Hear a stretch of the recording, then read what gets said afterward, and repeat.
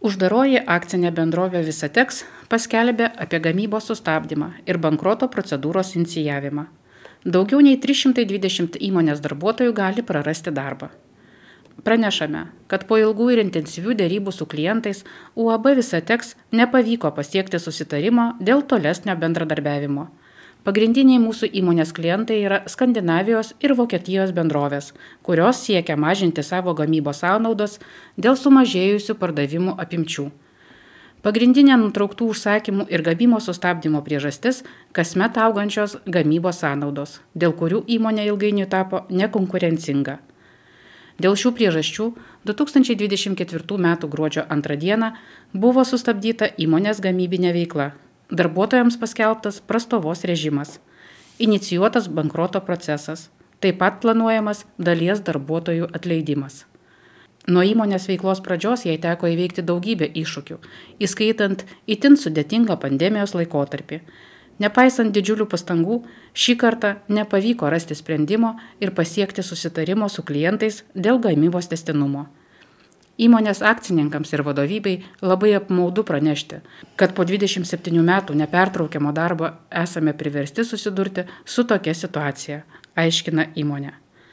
Labai dėkojame mūsų darbuotojams už jų profesionalumą, puikų darbą ir atsidavimą per visus šiuos 27 metus.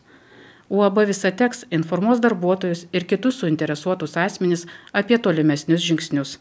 Rašoma oficialiame įmonės generalinio direktoriaus Andreso Hiuktino laiške, kurį mūsų redakcija gavo trečiadienį, gruodžio 4 d. Primename, kad UAB Visatex pradėjo tekstilės gamybą Visagine 1997 metais, buvusios siuvimo fabriko Baltija patalpose, ir buvo viena didžiausių įmonių Visagine. 2018 metais įmonė pateko į 500 Lietuvos bendrovių sąrašą pagal didžiausią sumokėtą gyventojų pajamų mokestį. Remiantis rekvizitai.lt duomenimis, 2020 metais įmonė dirbo daugiau nei 500 žmonių, o 2024 metų spalį darbuotojų skaičius siekia 325. Vidutinis darbo užmokestis 2024 m. spalio 1 d. buvo 1576 eurai. Tokio didelio masto įmonės kaip UAB Visatex veiklos nutraukimas neišvengiamai turės neigiamos įtakos darbo rinkai mūsų regione ir sumažins savivaldybės biudžeto mokesčių pajamas. Todėl iškart gavę Visatex pranešimą susitikome su meru Erlandu Galaguzu ir pasiteiravome jo nuomonės apie susidariusią situaciją. Kaip manote, ar tai turės įtakos savivaldybės biudžetui, nes gali prireikti papildomų išmokų kompensacijoms už šildymą, vandenį ar vienkartinėms pašalpoms, galbūt net ir kitoms reikmėms? Ar savivaldybė gali tikėtis kažkokių papildomų lėšų iš vyriausybės ar socialinės apsaugos ir darbo ministerijos savo biudžetui? Ну, то, что это скажется, то я думаю, что, конечно, скажется, потому что... Manau, kad taip. Tai tikrai turės įtakos, nes žmonės negaus atlyginimų. Vadinasi, gali padidėti socialinių išmokų ir kompensacijų už šildymą poreikis, kurias mes kompensuojame, tai faktas. O dėl papildomų lėšų iš valstybės biudžeto, iš pirmo žvilgsnio galiu pasakyti, kad ne. To valstybės biudžetas nenumato. Taip pat reikėtų paminėti, kad biudžetas kas mėnesį negaus gyventojų pajamų mokesčio. GPM pajamų. Kiek stipriai tai paveiks savivaldybės biudžetą, matysime, nes šiuo metu įmonėje Visatex dirbo apie 320 žmonių. Kiek iš jų buvo visaginiečių, nežinau. Jūs žinote, kad įmonėje dirbo ir žmonės iš Šri Lankos, taip pat iš kitų savivaldybių. Taigi įtaka bus, o kiek ji bus didelė, parodys laikas. Kaip jau pranešėme anksčiau, lapkričio 28 dieną miesto visuomenė oficialiu laišku kreipėsi į merą Erlandą Galagusą ir administracijos direktorių Virginijų Andrių Bukauską, reikalaudama atlikti numatytų kirsti saugomų medžių ekspertizę. Šie medžiai yra planuojami pašalinti būsimos kalvos teritorijoje adresu Jaunystės gatvė 4, kur ketinama perkelti gruntą iš gamyklos Intersurgical teritorijos.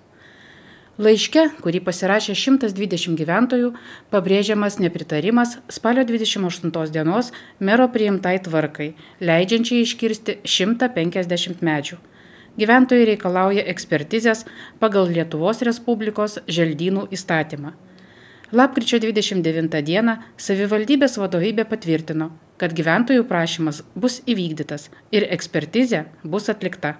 Paklausėme savivaldybės mero, kaip ekspertizė gali paveikti kalvos statybos procesą ir ar atsižvelgiant į tokį gyventojų nepritarimą, šis projektas gali būti sustabdytas. Просили люди сделать еще дополнительную экспертизу этого проекта. Žmonės paprašė atlikti papildomą šio projekto ekspertizę ir mes, žinoma, tai vykdome. Dabar ši ekspertizė bus atlikta. Toliau dėja, darbai yra sustabdyti. Ir čia, norime to ar ne, savivaldybė jau patirs nuostolių. Tiek dėl pačios ekspertizės, už kurią reikės sumokėti, kas mano nuomonė yra perteklinė išlaida, tiek dėl rangovo, kurį mes sustabdėme. Rangovas jau raštu informavo, kad už prastovą taip pat reikės sumokėti. Pasak Erlando Galaguzo, rangovas jau informavo savivaldybę apie nuostolių dydį, patiriamų dėl priverstinės prastovos, kurie sieks apie 50 000 eurų per mėnesį. Primename, kad kalvos statybos projektas apima medžių kirtimą ir apie 60 000 kubinių metrų grunto perkelimą iš gamyklos Intersurgical teritorijos į buvusią Astro pievą. Projekto vertė yra 645 000 eurų. O darbus, kuriuos atlieka UAB Langasta, planuojama užbaigti per metus. Tačiau jau dabar akivaizdu, kad dėl papildomos ekspertizės šie terminai gali būti atidėti. Kaip manote, ar yra šansų sustabdyti šį projektą? Ar galima būtų viską atsukti atgal? Но вы знаете, остановить с ущербом для самоуправления. Na, žinote, sustabdyti su milijoninių finansinių nuostolių našta savivaldybei galima bandyti viską. Klausimas kitas. Jei kalbame apie laisvąją ekonominę zoną, jei kalbame apie Intersurgical plėtrą ir jai trukdo kažkokia žemės sankaupa, tai ir šią sankaupą, net perkeldami, turime kurti kažką, o ne švaistyti pinigus veltui. Perkeldami gruntą, sukūrėme šią kalvą. Tai yra rekreacinė zona, kuri paskatins ir kitus projektus. Sukursime parką, kaip jau buvo numatyta. Šiame parke taip pat galėtų vykti papildomi renginiai, kurie pritrauktų tiek verslą, tiek turistus, tiek mūsų pačių žmonės. Tai vėlgi reiškia darbo vietas ir kitus privalumus. Nes jei liksime viename taške ir nedaug dieve, kaip dabar gali nutikti su Visateks, tada alternatyvų nelieka. Šiuo metu būsimos kalvos teritorija perduota rangovui, kuris jau įrengė statybvietės aptvėrimą ir pasiruošė darbų vykdymui. Planuota 150 mečių kirtimas yra sustabdytas. Kaip informavo administracijos direktorius Virginijus Andrius Bukauskas, ekspertizėje atlikti savivaldybė pirks šią paslaugą iš nepriklausomų ekspertų. Tam gali prireikti ne mažiau kaip 20 dienų.